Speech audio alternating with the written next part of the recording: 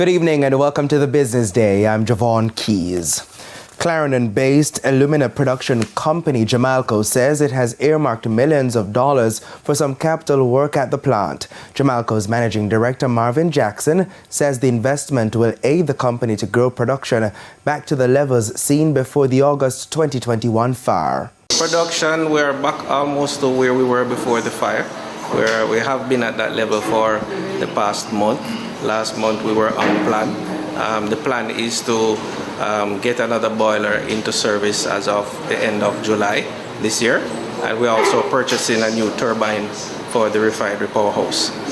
That is a value of $40 million, and that will go a far way in getting us back to where we were and getting the stability at the refinery. He says there is also optimism about the global demand for bauxite byproducts. Market have been going up, so that is reflecting in a positive light for us and our owners, which Century Aluminum and the government of Jamaica through CAP. So I expect that for the rest of this year there's a positive outlook, but as you rightly mentioned, we can't judge how the market is going to go, but for now it has a positive outlook for the rest of the year.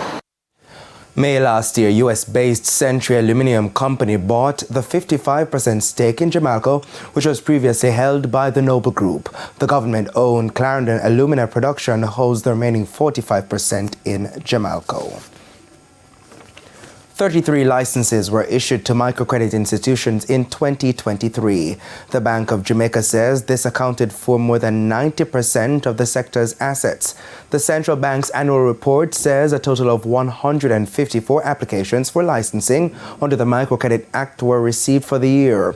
It says the applications received reflected aggregated loans amounting to $46 billion, or approximately 1.7% of the country's gross domestic product GDP.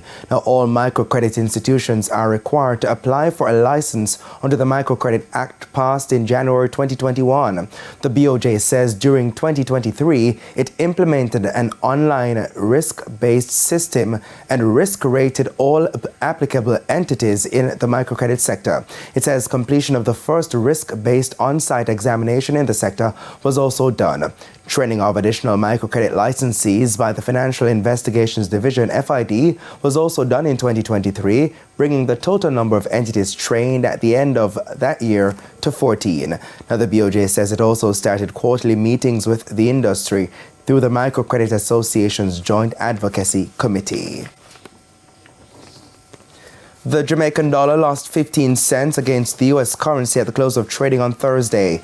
Banks and cambios are selling the American dollar for an average $156.93. The Canadian is going for $114.63. $195.31 is the average cost for the pound, while the euro is trading for an average $169.65. And the JSE index gained 2,452 points today, while the junior market index advanced by 5 points. Among the 41 winners were MPC Caribbean Clean Energy, The Lab, Paramount Trading Jamaica, Epley 7.5% shares due 2024, and Pan Jamaica Group. The 36 losers were led by Lasco Financial Services, Stanley Motor, PBS 10.5% shares, Jetcon, and Caribbean Flavors and Fragrances. Now, 25 stocks closed the session selling at the same price they started trading. And that's the Business Day. I'm Javon Keys. Please stay with us. Regional and international news are right after the break.